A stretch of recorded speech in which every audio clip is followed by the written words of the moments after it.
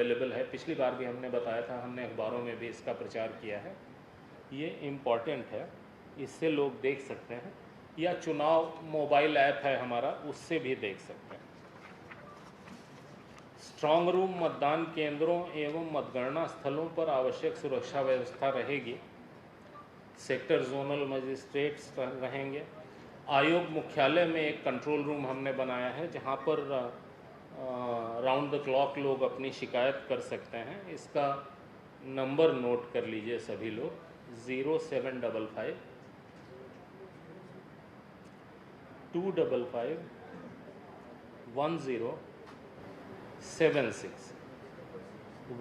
0755 255 1076। निर्वाचन में हम पर्यवेक्षण के लिए हर ज़िले में प्रेक्षक नियुक्त करते हैं, जो हम नियुक्त कर रहे हैं, एक आध दिन में हो जाएगा।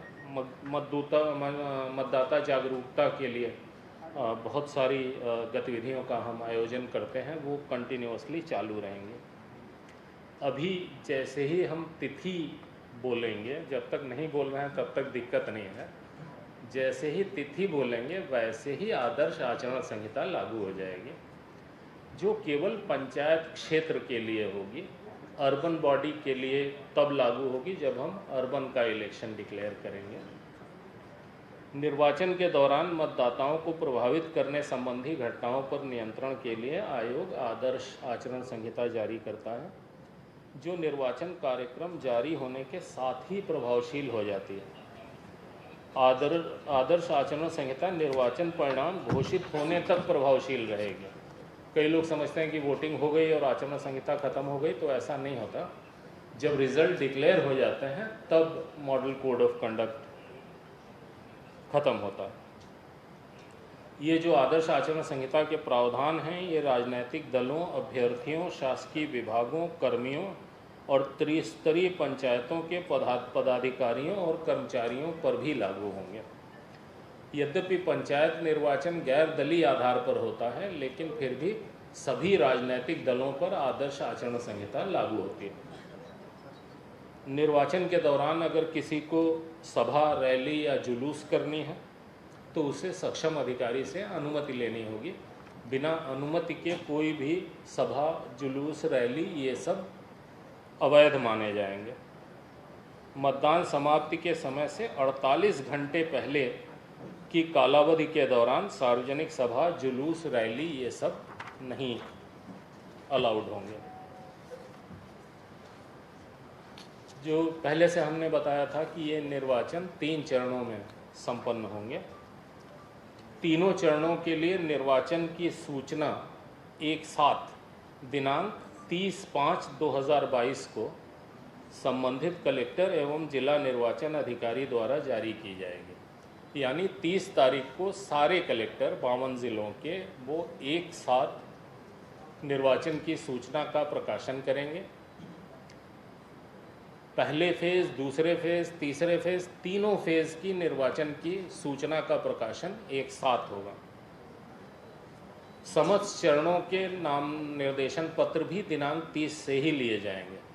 जब भी निर्वाचन की सूचना का प्रकाशन होता है, उसके साथ ही नाम निर्देशन पत्र लेना शुरू हो जाता है। तो 30 को सूचना जारी करेंगे कलेक्टर साहबान, और 30 से ही नामांकन पत्र लिए जाएंगे। नाम निर्देशन पत्र प्राप्त करने की अंतिम तारीख 6 जून होगी, सोमवार है, और इसके अगले दिन मंगलवार को नाम निर्देशन पत्रों की जांच की जाएगी, संवीक्षा की जाएगी। अभ्यर्थिता से नाम वापस लेने की अंतिम तारीख 10 जून है। 3 बजे तक नाम वापस लिए जा सकेंगे, और 3 बजे के तुरंत बाद जो निर्वाचन लड़ने वाले अभ्यर्थी हैं उनकी सूची तैयार की जाएगी और प्रतीकों का आवंटन किया जाएगा। चरणवार क्षेत्र विवरण इस प्रकार हैं। इसका जो एग्जैक्ट ब्लॉक कौन सा है ये डिटेल हम आपको दे देंगे, बिकॉज वो ढेर सारे ब्लॉक्स को अलग अलग समय में लेना। प्रथम चरण में हम 115 जनपद पंचायत ले रहे हैं। 115 जनपद पंचायत ले रहे हैं। इनमें 8,702 ग्राम पंचायतें 8,702 ग्राम पंचायतें हैं। 702 जी, आप लोग अगर लिख रहे हो तो ज़्यादा आसान होता है। ये जो हैं, अच्छा, ठीक है। और मतदान केंद्रों की संख्या है 27,049, 27049 27049, 27,049।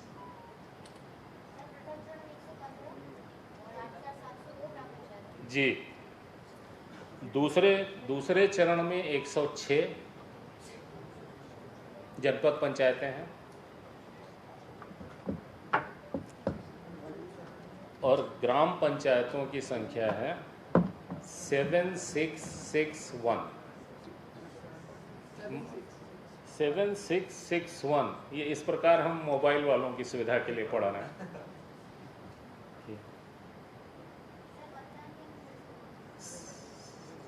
अभी बोला नहीं है, अभी ग्राम पंचायतों की संख्या बताई 7,661।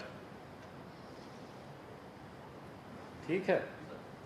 और मतदान केंद्र होंगे 23,988, 23988। तृतीय चरण विभिन्न कारणों से रिलेटिवली छोटा है, उसमें 92 जनपद पंचायतें हैं, 92।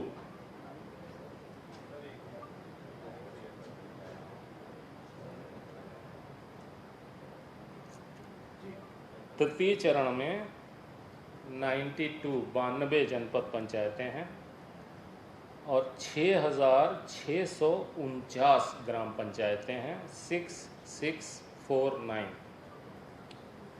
वंस अगेन 6649 और 20,606 मतदान केंद्र हैं।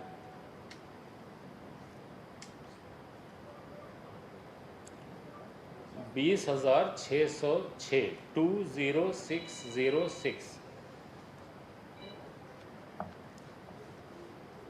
तो जो ज़िलेवार चरणों की संख्या है वो इस प्रकार है। 5 ज़िले ऐसे हैं जिनका चुनाव एक चरण में ही समाप्त हो जाएगा। ये ऐसे ज़िले हैं जहाँ पे उनकी मेजर पॉपुलेशन अर्बन एरिया में रहती है और पंचायत एरिया बहुत छोटा है, या ऐसे ज़िले हैं जहाँ एक ज़िला पंचायत सदस्य का एरिया 2 जनपद पंचायतों में जाता है, तो वहाँ पर चरण में बांटना मुश्किल होता है। ये संभव नहीं होगा कि किसी एक ही व्यक्ति के चुनाव के लिए एक व्यक्ति को 2 बार वोट डालने की स्थिति पड़े या 2 हिस्से में हो। तो जहाँ भी ऐसा है, मेनली नरसिंहपुर ज़िले में, तो वहाँ एक ही चरण में हमें चुनाव कराना पड़ रहा है। 2 चरण में निर्वाचन संपन्न होने वाले ज़िलों की संख्या 8 है। ये भी ऑब्वियसली ऐसे एरिया हैं जिनका मेजर हिस्सा अर्बन बॉडी में जाता है और रूरल एरिया कम है। बाकी सारे ज़िले 8, 5, 13 ज़िलों को छोड़ करके बाकी बचे हुए 39 ज़िले, यहाँ पे चुनाव 3 चरणों में होगा। जो पंच, सरपंच, जनपद पंचायत सदस्य, इनकी मतगणना का सारणीकरण और निर्वाचन परिणाम की घोषणा 14 जुलाई को होगी। जिला मुख्यालय पर सारणीकरण एवं निर्वाचन परिणाम की घोषणा दिनांक 15 जुलाई को होगी। जिला पंचायत का रिजल्ट डिक्लेयर होगा 15 को जिला मुख्यालय पर, और बाकी सारे रिजल्ट डिक्लेयर होंगे 14 जुलाई को ब्लॉक मुख्यालय पर। पंच, सरपंच, जनपद पंचायत सदस्य। कुछ बचा तो नहीं, सब हो गया? नहीं, किसी ने कहा हो गया। जी जी परिणाम 15 जुलाई को होगा जिला पंचायत सदस्य का और 14 जुलाई को होगा बाकी सारा। अभी हमारी बात नहीं, हमारी बात समाप्त हो जाने दीजिए प्लीज। उसके बाद पूछिए जिसके मन में जो भी है, और उसके बाद हमको जब हम अर्बन एरिया का डिक्लेयर करेंगे फिर आपको हम सादर ससम्मान सूचित करके बुलाएंगे, चाय पिलाएंगे। इस बीच में हमको फ़ोन नहीं करिएगा। आज जिसको जो पूछना है पूछो निडर होके, हैं?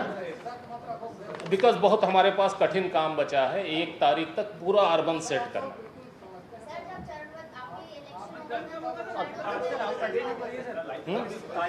अभी असली मुद्दे की बात रह गई, वो देख लें। देखिए 30/5 को सब जगह निर्वाचन की सूचना का प्रकाशन होगा, नाम निर्देशन पत्र प्राप्त किए जाएंगे। जब प्रकाशन करेंगे उसमें स्थानों के आरक्षण के संबंध में सूचना का प्रकाशन होगा, कहाँ कहाँ क्या क्या आरक्षण है, और मतदान केंद्रों की सूची का प्रकाशन होगा। जब कलेक्टर चुनाव का प्रकाशन करता है तो ये 3 काम उसे करने होते हैं। पहला तो बताता है कि चुनाव हो रहा है, दूसरा आरक्षण क्या क्या है, किस ब्लॉक में, किस पंचायत में, जनपद पंचायत में, जिला पंचायत में, और मतदान केंद्रों की सूची भी प्रकाशित करता है ताकि सबकी जानकारी में रहे। नाम निर्देशन पत्र प्राप्त करने की अंतिम तारीख 6 जून है, जो हम पहले आपको बता चुके हैं। संवीक्षा 7 तारीख को, 7 जून को। अभ्यर्थिता वापस लेने की अंतिम तारीख 10 जून। और फिर से ये सब पहले बता चुके हैं। अंतिम जी 6 तारीख तक नाम निर्देशन दिए जा सकते हैं। 7 को उनकी स्क्रूटनी होगी। 10 तक लोग अपना नाम वापस ले सकते हैं और 10 तारीख को ही उनकी सूची तैयार होगी कैंडिडेट्स की, और उन्हें सिंबल्स दिए जाएंगे, निर्वाचन प्रतीकों का आवंटन होगा। मतदान हम कहते हैं यदि आवश्यक हो।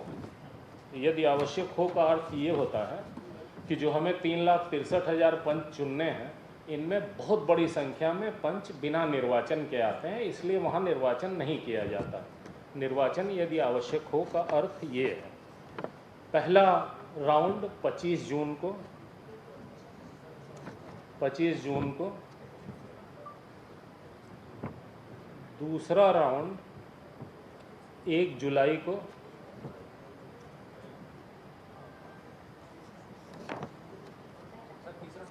पहला 25 जून को, पहला चरण। दूसरा चरण 1 जुलाई और तीसरा चरण 8 जुलाई।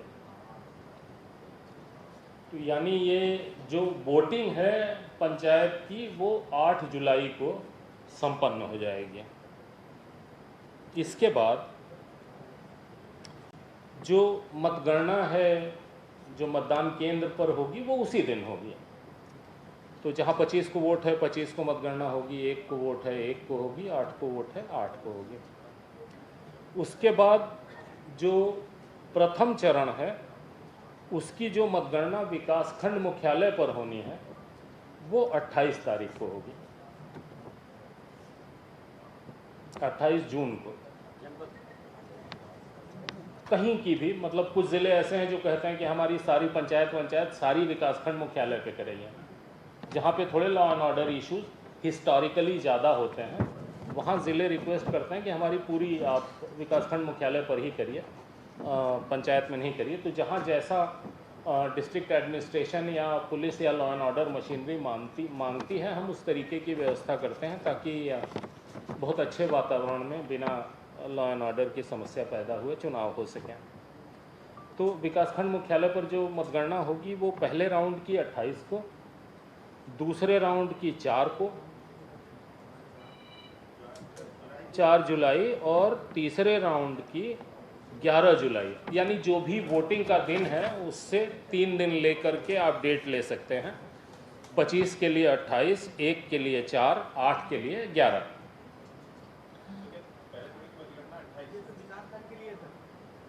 जी, विकासखंड मुख्यालय पर होने वाली। अदरवाइज़ तो जो मतदान केंद्र पर ही होनी है वो तो उसी समय हो जाएगी। मतदान समाप्त होते ही मतगणना का कार्य शुरू हो जाएगा। फिर पंच, सरपंच, जनपद पंचायत सदस्य, इनके पद की मतगणना का टैबुलेशन और निर्वाचन परिणाम की घोषणा, ये पहले चरण, दूसरे चरण, तीसरे चरण तीनों की 14 जुलाई को एक साथ होगी।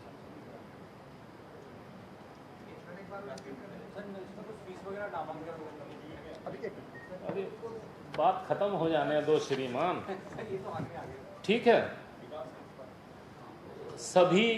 सभी राउंड्स जो तीनों हैं उनमें पंच, सरपंच, जनपद पंचायत सदस्य, इनकी मतगणना का सारणीकरण, मतगणना तो पहले हो चुकी है, अब उसका टैबुलेशन होगा और उसके साथ रिजल्ट डिक्लेयर होगा। ये 14 जुलाई को तीनों राउंड का।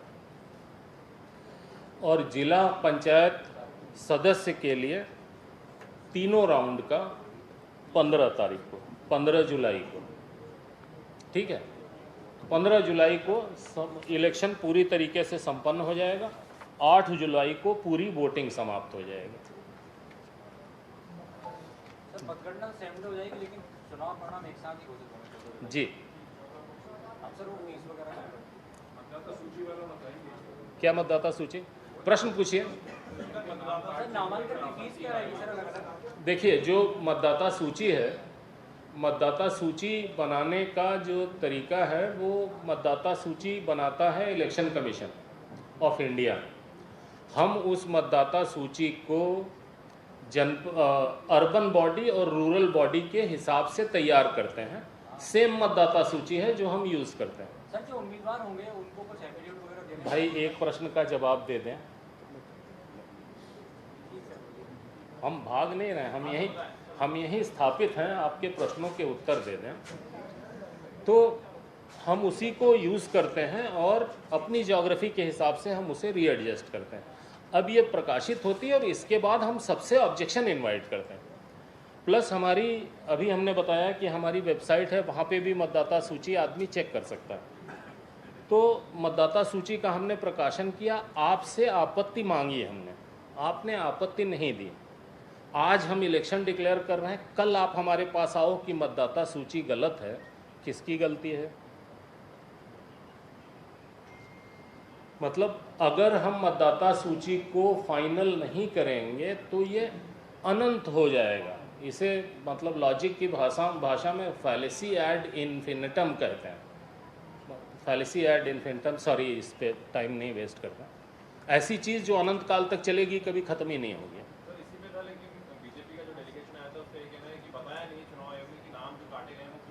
नहीं, ऐसा नहीं है। बताएंगे तब जब आप पूछोगे। हमने छापी अपनी मतदाता सूची, आप उससे असंतुष्ट हो, आओ पूछो। यही तो हम कह रहे हैं कि आपत्ति दर्ज कराओ।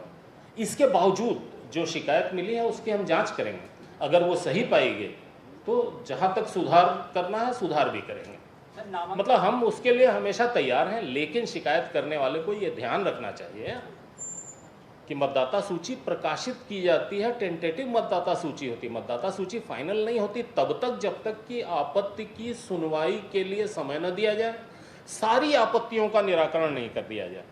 जितनी आपत्तियां आती हैं उनका निराकरण करके तब मतदाता सूची फाइनल होती है। तो एक बार जब ये कार्रवाई हो गई तो टेक्निकली फिर कोई आपत्ति मान्य भी नहीं होती। आपको समय दिया गया, आपने आपत्ति नहीं की। अब अगर आप बाद में आपत्ति करने आए तो I am well within my rights to say कि अब हम कोई जांच नहीं करेंगे, लेकिन हम ऐसा नहीं करते हैं। हम जांच करेंगे, अगर कोई ब्लेटेंट मिस्टेक दिखती है तो हम सुधार भी करेंगे, क्योंकि मतदाता सूची तो बेसिस है हमारे इलेक्शन की। सर, उम्मीदवारों से जो नामांकन दर्ज करेंगे तो कौन-कौन से कागज जमा कराए जाएंगे? ये सब डिटेल दे रहे हैं आपको, थोड़ा विस्तार से इनको चाहो तो बता दो। पूरा फोल्डर दे रहे हैं, बहुत लंबी बात हो जाएगी। अगर आपको धैर्य है तो हमें दिक्कत नहीं। अरे थोड़ा एक रुक जाइए। हाँ, सब कुछ फीस होती है, बता दीजिए। निक्षेप राशि जो है, कोई एक आदमी आके विस्तार से बताओ, देखें कब तक ये लोग सुनते हैं। सरपंच के लिए 2000 रुपये है और जनपद पंचायत सदस्य के लिए 4000 रुपये है। जी, सर चरणबद्ध जो अपन ने 3 चरण रखे हैं उसमें पहले चरण में कौन सी जिले हैं अगर वो नाम वो दे रहे हैं आपको दे रहे सारे। फोल्डर में दे देखिए रहे हैं। जो 39 जिले हैं जो तीनों चरण में, केवल 5 जिले ऐसे हैं जो एक ही चरण में निपट जा रहे हैं, जो ऑब्वियसली इंदौर, भोपाल, नरसिंहपुर हमने आपको बता दिया, जहाँ पे मेजर एरिया ही अर्बन एरिया है वो एक चरण में हो जा रहे हैं। और ऐसे ज़िले जो अर्बन एरिया ज़्यादा है लेकिन थोड़ा सा रूरल भी है वो 2 चरण में जा रहे हैं बस। और बाकी सारे 39 ज़िले भैया बांट दो इसको। सर राशि बता देते आप। जी, पंच के लिए है 400 रुपये निक्षेप राशि, सरपंच के लिए 2000 रुपये, जनपद सदस्य के लिए 4000 रुपये और जिला पंचायत सदस्य के लिए 8000 रुपये।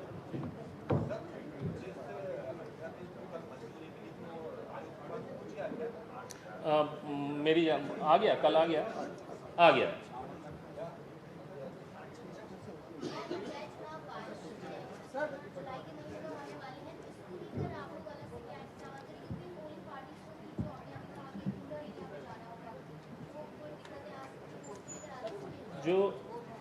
जो माननीय सुप्रीम कोर्ट ने आदेश दिया, उन्होंने ये कहा कि आप तो 1 हफ्ते के अंदर इलेक्शन डिक्लेयर करो। सबको दे सभी को मिलेंगे प्लीज।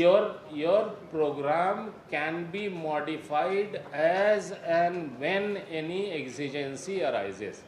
उनके आदेश का मतलब ये कि आप तो इलेक्शन डिक्लेयर करो, इलेक्शन कराओ, जब कोई घटना घट जाएगी तब तय करना कि चुनाव कराएं या थोड़े दिन बढ़ा दें। सर नामांकन ऑफलाइन ऑनलाइन दोनों रहेगा तो सब कलेक्टरों को बोल दिया हमने कि सबको लौटा दीजिए, अब तक लौट भी गया होगा, नामांकन लौटा दिया गया। दोनों रहेगा। हाँ, ऑनलाइन भी रहेगा, लेकिन ऑनलाइन नामांकन करने के बाद भी वो पर्सनली कलेक्टर को देना पड़ेगा, रिटर्निंग ऑफिसर को, जो भी रिटर्निंग सर ऑफिसर। ये चीज पता लग सकती है क्या सर कि जो आरक्षण अभी ओबीसी का हुआ है उसमें कितने प्रतिशत का आरक्षण हुआ होगा कुल सर? नहीं, ये सरकार बताएगी, आरक्षण हमारा डोमेन नहीं है।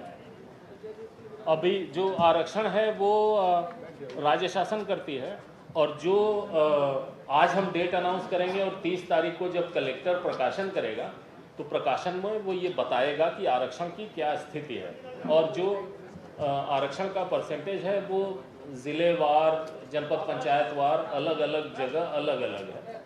वो हमारा डोमेन नहीं है, इसलिए हमने उस पर ध्यान नहीं दिया। हाँ, बता दीजिए। इस बार नहीं है पंचायत में ओ सॉरी, मतलब पंचायत में ऑनलाइन नॉमिनेशन इस बार अभी नहीं है, अर्बन में कर पाएंगे, लेकिन उसमें भी पर्सनली आना पड़ेगा। हो गया भाई।